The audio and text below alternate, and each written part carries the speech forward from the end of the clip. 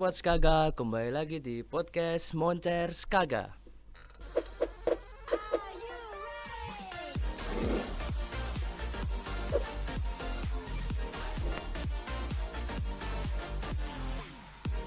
Halo semua, saya di sini Lutfi akan menemani kalian untuk menjadi host di episode kita kali ini. Di episode kita kali ini kita kedatangan tamu spesial nih dari luar. Wih, Silakan, siapa nih? Mbak, Siapa, siapa nih? Halo, perkenalkan semuanya, nama saya Dea. Terus Mbak gimana nih? Dea, Mbak Dea ini Mm-mm. kemarin dulu tuh murid sini ya Mbak ya? Iya, betul. Saya Alumni dulu tahun berapa Mbak? Saya alumni tahun, kalau lulusnya itu tahun 2015. Berarti kalau dihitung mundur ke belakang, berarti saya masuk ke sini sekitar tahun 2012. 2012. Betul. Berarti berapa tahun tuh? Sudah mungkin sekitar 7 tahun ya, 7 tahun, 9 tahun yang lalu lah. Lama ya Mbak ya? Iya, saya dulu kayaknya udah tua ya. jadi bahasa alumni tahun berapa dong? Jadi kelihatan gitu. Oke. Terakhir ke Skaga ini kapan Mbak? Terakhir ke Skaga waktu itu saya ada acara nganterin teman-teman donor. Jadi waktu itu kami diundang untuk donor mobile unit ya. Jadi ada donor yang mendatangi instansi-instansi gitu. Kebetulan saya nganter di situ. Jadi terakhir mungkin tahun kemarin. Tahun kemarin. Tahun kemarin. Ini Skaga ini sekarang beda banget nggak Mbak sama yang dulu? Lots of change ya. Jadi banyak banget perubahannya. Saya begitu masuk ini sekolah saya yang dulu bukan ya. Ini beneran Beda gak banget sih? ya, Mbak? Kayak gitu. Beda banget mulai dari masuk sampai ke dalam-dalamnya. Saya belum sampai ke dalam sana sih. Mungkin saya yakin dan percaya di dalam sana pasti banyak perubahan Pasti juga beda. karena depannya pun juga udah lumayan megah ya. Enggak lumayan lagi, sudah luar biasa banget dari zaman saya. Warnanya emang masih sama Mbak? Warnanya hampir sama, masih Hampir sama. ada coklat dan sentuhan orange-nya dikit, masih jadi ciri khasnya itu. Warnanya masih sama. Oke. Nah, ngomong-ngomong tentang tadi ya Mbak ya, sekolah zaman dulu kita nostalgia dikit nih. Oke. Ya nggak Gimana? apa-apa, saya juga Ada- sering inget-inget bahas kenangan. Oke. Jadi ada kenangan tersendiri nggak selama Mbak Dia menjadi murid di Skaga ini? Kenangan tersendiri yang jelas sebenarnya banyak kenangan, tapi kenangannya lebih ke kenangan yang tidak patut untuk ditiru ya teman-teman. Waduh. Jadi saya kalau mau cerita di sini takut nanti sepanjang episodenya disensor gitu. Yang jelas Oh, aman, Bu. kalau masa-masa kita di SMA atau di SMK itu kan masa-masa yang dimana kita mencari jati diri ya. Maksudnya kita masih suka nongkrong sama teman dan sebagainya. Tapi kalau di SMK itu satu momen yang saya ingat, mungkin tidak di SMK sini, tapi itu momen ketika saya masih sekolah SMK ya. Itu pertama kalinya saya ke Tawangmangu loh.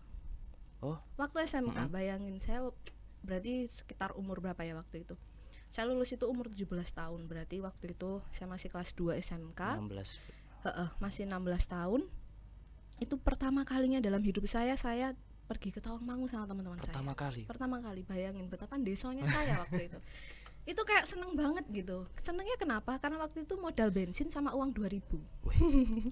Itu Murah yang sekali. paling berkesan waktu saya SMK. Kalau misalkan dari segi gurunya, teman-temannya, semua sangat memorable. Semua gurunya humble, semua gurunya oke lah. Seru Seru ya Mbak ya? Seru banget. Nah, Mbak Diani dulu tuh sekolah di sini jurusannya apa Mbak? Dulu saya sekolah di sini jurusannya multimedia. Multimedia. Emang dulu jurusan ada berapa Mbak di sini? Dulu jurusannya ada 5, kalau nggak salah ya. Ada multimedia, ada akuntansi, ada perkantoran, ada garment, sama ada pemasaran. Garment. Garment. Garment itu apa? Garment tuh jadi kalau sekarang mungkin lebih ke tata busana Oh, ya. tata busana Ya, ya. tata busana. Jadi dulu ada namanya garment. Kalau nggak salah itu waktu saya lulus baru berganti nama jadi tata busana. Seingat saya. Kalau saya salah berarti saya udah nggak ingat. Nggak salah kok Kak. Oh nggak salah, bener Iya, ya berarti nggak ya. salah. Nah, waktu sekolah dulu tuh Mbak Dia tuh mengikuti eskul atau enggak Mbak? Waktu sekolah jelas karena saya anaknya tidak bisa diam. Saya tuh ekstrovert orangnya, sangat-sangat ekstrovert. Saya ikut ekskul OSIS. OSIS. Saya ikut OSIS waktu itu. Tapi cuma 1 periode aja. Karena itu udah kayak periode terakhir ya. Jadi saya kelas berapa ya waktu itu, kayak udah hampir lulus gitulah, baru saya masuk ke OSIS, jadi sudah tidak bisa ikut ke periode Iya, selanjutnya. berarti nggak bisa lanjut lagi. Benar. Kalau lanjut lagi saya di SMK bisa 4 tahun. Oh iya, iya Iya, juga. Bener Malah juga. lulus S1 saya kan di sini ya kan. Kayaknya dulu tuh eskulnya rame ya Mbak di sini ya, Mbak? Apa aja sih? Dulu ekskulnya sangat banyak ya, setahu saya ada rohis, ya keagamaan ya, rohis, rokat, rokris kayak gitu, terus ada mungkin PMR, terus ada pramuka juga, terus ada yang baris berbaris itu namanya apa saya lupa Pas ya. Kibra. Nah, ada paskibra juga, saya ingat saya sih itu begitu. Nah, kalau ini sih eskul baru Mbak, eskul podcast namanya. Oh, ekskul baru. Baru Berarti aja 2 tahun kayaknya. itu nggak baru mas. Oh, nggak baru. Itu nggak baru dong. Nggak baru. Sudah 2 tahun berarti Ya. kalau bayi itu sudah bisa jalan gitu.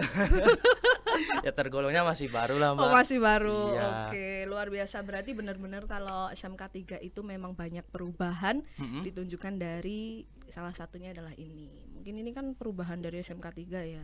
Jadi ada ekskul baru gitu ya kan. Iya benar sekali.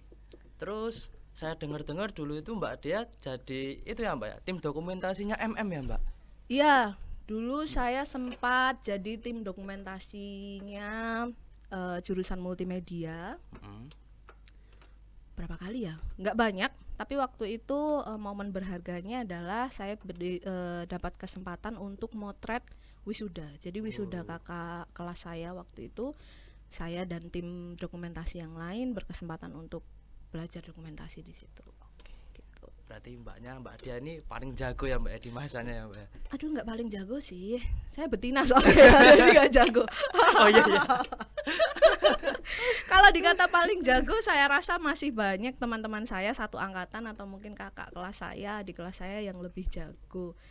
Tapi pada waktu itu ya memang saya ingin mengambil kesempatan itu saja. Oke. Begitu. Pas masa-masa SMK di sini tuh Mbak Dea tuh pernah bikin prestasi apa enggak Pak? Nah itu, Itu. alhamdulillahnya belum pernah sih. Alhamdulillahnya belum malan. Saya tuh kalau mengukir prestasi yang membawa nama sekolah, saya belum pernah. Prestasi saya sebatas dapat ranking aja di kelas. Oh, itu juga prestasi Mbak. Iya, alhamdulillah. Alhamdulillah. Sih. Alhamdulillah. Baik, tapi kalau jadi tim dokumentasi itu berarti juga dipilih guru toh Mbak? Berarti kan Mbaknya juga berprestasi namanya. Nah, ya betul. Alhamdulillah, berarti guru saya mungkin waktu itu melihat cover saya, "Wah, kayaknya bisa nih dokumentasi," kayaknya gitu bisa kan. nih. Padahal di balik itu saya ketabikan. Aduh. Tapi untungnya waktu itu sempat belajar juga. Jadi sempat diajarin sama guru-guru multimedia pada waktu itu teknik fotografi dan sebagainya. Karena kan materi itu pasti didapatkan ya. Jadi berbekal materi itu akhirnya ya udah modal nekat bismillah aja, ternyata Bismillah dibisain, bisa. Bisa, Alhamdulillah. benar. Memang harus dicoba dulu. Iya, semuanya harus dicoba. Betul, betul. Kalau Mbak Dea sekarang ini bekerja di mana Mbak? Saya sekarang bekerja di PMI Kota Surakarta ya, Palang Merah Indonesia Kota Surakarta. Gitu. Palang Merah Indonesia itu yang bergerak di bidang kesehatan itu ya Mbak? Iya, bidang kesehatan sama kemanusiaan. Jadi itu lebih ke NGO ya, atau non government organization. Jadi fungsinya membantu pemerintah untuk melaksanakan misi-misi kemanusiaan. Jadi tidak hanya di bidang kesehatan saja, tapi juga bisa di kebencanaan atau mungkin bencana-bencana sosial yang lain. Bencana sosial maupun bencana alam. Berarti nggak cuma sakit-sakitan tapi Betul sekali, betul. Tahu nih. tahu dong. Iya. Udah buka websitenya jangan-jangan. Iya sudah. Udah searching Oh, dulu. udah searching dulu. Iya. Bagus berarti. Bagus. Nah, sebagai orang yang kerja di PMI, Mbak Dea itu kerjaan di bidang apa ya Mbak ya? Kalau saya bekerja di PMI di bidang humas dan IT, tapi saya lebih ke humasnya. Lebih ke humas. Jobnya humas itu apa Mbak? Jobnya humas mungkin hampir sama dengan humas yang lain, seperti menyiapkan apa ya namanya ya, menyiapkan atau mungkin membangun citra instansi tersebut di masyarakat. Seperti itu. Entah dengan berbagai cara, mau dengan seperti ini, sosialisasi seperti ini, atau mungkin dengan lewat sosial media dan sebagainya, menjalin relasi dengan media, memberi pengetahuan ke masyarakat kayak gitu-gitu sih. Jadi dari awal sampai akhir, dari mulai mempersiapkan bahan apa yang mau dipublish, bagaimana mengolahnya, sampai bahan itu keluar bisa diterima oleh masyarakat, itu masuk ke job desk saya sebagai humas. Karena Mbak Dia ini kerjanya sebagai humas ya di Mm-mm, PMI, mm-mm. pastinya banyak berkecimpungan dengan rakyat ya Mbak ya. Berarti public speakingnya juga oke nih Mbak. Alhamdulillah ya, berkecimpung sama rakyat kayak caleg aja nih. Aduh. Justru public speaking itu datang dari cita-cita. Dari cita-cita. Iya, dari cita-cita. Karena dari kecil saya emang nggak bisa diem orangnya, emang cerewet kayak gini. Akhirnya ya sudah belajar aja, belajar, Mm-mm. diarahkan seperti ini. Ya sudah, alhamdulillah punya public speaking yang sebenarnya belum terlalu baik tapi lumayan lah. Oke. Udah sombong banget ya aku ya. Aduh, enggak sih Mbak. Aduh. Enggak apa-apa. Kalau emang jago harus sombong Mbak. Oh gitu ya. Oke. Betul Oke sekali. berarti. Oke. Emang- Terima kasih wejangannya. Iya. Emang orang yang jago public speaking itu harus orang yang ekstrovert gitu ya Kak? Apa introvert juga bisa public speaking Mbak? Sebenarnya kalau dikatakan apakah harus seorang yang ekstrovert, saya rasa enggak. Karena saya rasa semua orang punya kesempatan untuk belajar. Public speaking itu sebenarnya mudah. Yang penting tahu dulu ilmunya, kita baca dulu, sering-sering baca. Kalau saya dulu sering-sering baca, akhirnya saya bisa ngomong lancar itu karena sering baca. Jadi kalau dikatakan apakah menjadi seorang public speaker itu harus orang yang ekstrovert, saya rasa tidak. Karena semua orang punya kesempatan untuk belajar, tinggal dia mau atau tidak. Biar mau tidak. Betul, untuk belajar kayak gitu. Semua hal itu bisa dipelajari. Mbak Dea, saya mau tanya nih. Setahu saya ya Mbak ya, research saya, perempuan tuh banyak memilih di SMA Mbak. Karena nanti ya mau lanjut kuliah lah, kemana lah. Mbak Dea sendiri tuh kenapa memilih SMK Mbak? Kenapa memilih SMK? Mm-mm. Saya spesifikkan lagi ya, kenapa milih SMK 3 gitu aja ya. 3. Kalau milih antara SMA atau SMK, saya memang dari awal pengennya masuk ke SMK. Dan kenapa pilihan saya jatuh ke SMK 3? Wah, udah kayak dilamar orang aja kan. Kenapa jatuh ke SMK 3? Karena waktu itu ada jurusan multimedianya yang pertama. Yang kedua dekat dengan rumah saya. Rumah saya ya lumayan dekat lah, paling dari rumah ke sini itu sekitar 10 menit. Jadi itu adalah sekolah yang paling dekat dengan rumah saya. Deket banget berarti Mbak.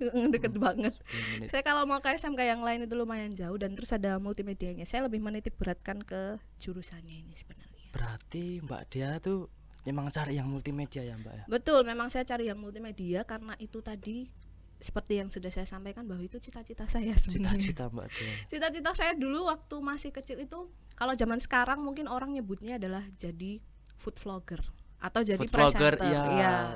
Saya tuh suka yang namanya berbagi, tapi ya kayak gitu, seperti food vlogger dan seperti presenter pada umumnya kayak gitu. Saya suka dunia entertain. Dunia entertain, Dunia suka entertain. artis banget. Suka dengan dunia itu tuh dari kecil, dari SD. Saya masih ingat banget, saya SD itu minta sama ibu saya buat daftarin saya ikut Idola Cilik. Tahu kan Idola Cilik? Tahu. Itu saya masih ingat karena saya pengen banget bisa tampil kayak gitu. Sampai akhirnya cita-cita tersebut terbawa.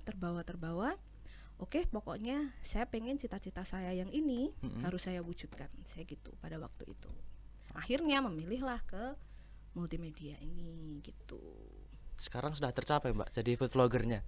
Sekarang untuk jadi food vlogger sih belum ya. Belum. Belum, tapi untuk di karir saya sih sekarang masih jadi host-host aja. Kadang nge-host, kadang MC kayak gitu. Berarti ya memang public speaking ya Mbak ya? Memang orangnya cerewet aja. Memang Tapi masih tetap pengen Mbak jadi food vlogger? Masih tetap pengen. Masih tetap Sampai pengen? sekarang masih tetap pengen jadi food vlogger atau mungkin vlog traveling kali ya. Ya insya Allah lah tercapai. Emang kalau vlogger-vlogger gitu yang dibutuhin apa aja sih Mbak? Vlogger yang dibutuhin apa ya? Saya mungkin Kamera ya pasti ya Mbak ya? kamera pasti, tapi sekarang saya rasa ada hal yang lebih simpel ya, kameranya maksudnya bentuknya lebih simpel ya, kayak mungkin kamera yang lebih kecil gitu. Atau mungkin sekarang banyak banget kan konten kreator yang cuma modal HP Modal aja HP bisa kok. sudah bisa menghasilkan konten-konten yang layak untuk dinikmati gitu loh. Ya gitu. Tapi kayaknya modal saya belum kekumpul deh. Aduh. Tinggal niat ya Mbak ya? Iya, niatnya ada sih, modalnya yang belum. Modalnya yang belum. Nah, Mbak Dea, kalau boleh ceritain dong Mbak perjalanan dari Mbak SMK ini ya Mbak, dari lulus sampai ke masuk PMI, sampai masuk perusahaan besar yang alhamdulillah sekarang sukses ya Mbak Dea. Alhamdulillah, alhamdulillah. Kalau Alhamdulillah. dikatakan sukses sebenarnya ya alhamdulillah aja. Alhamdulillah. Alhamdulillah aja. Kalau perjalanan dari saya lulus sampai saya bisa bekerja di PMI, perjalanannya waktu itu cukup tidak linear karena setelah lulus dari sini itu saya sempat daftar ke salah satu perguruan tinggi. Saya mengambil jurusan teknik penerbangan waktu itu. Loh. Waktu itu saya nggak tahu nih teknik penerbangan itu apa dan bagaimana. Tapi waktu itu saya berpikirnya adalah ketika saya kuliah berarti memulai segalanya dari nol. Kenapa saya tidak memilih hal yang baru ketika saya memulai semuanya dari nol kayak gitu. Itu anggapan saya aja ya, disclaimer dulu. Itu anggapan saya aja. Akhirnya saya mencoba untuk daftar ke situ. Keterima waktu itu alhamdulillah.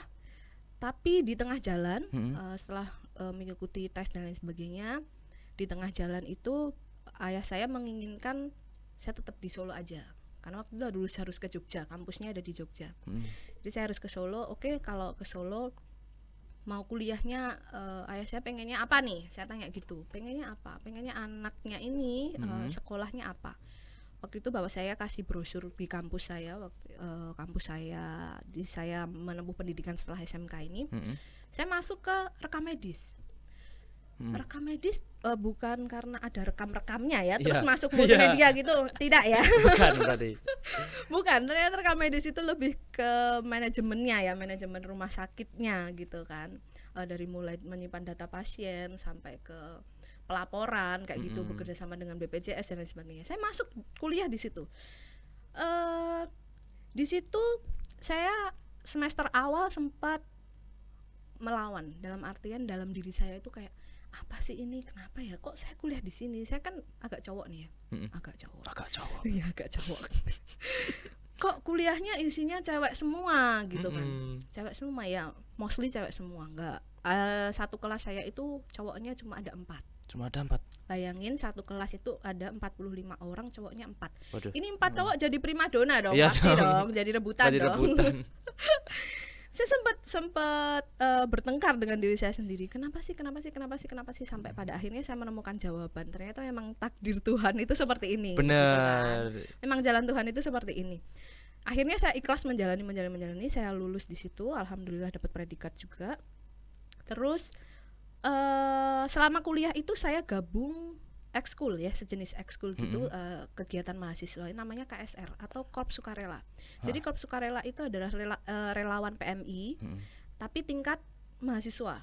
Jadi untuk seluruh mahasiswa di perguruan tinggi atau seluruh PMI se-Indonesia itu pasti punya KSR.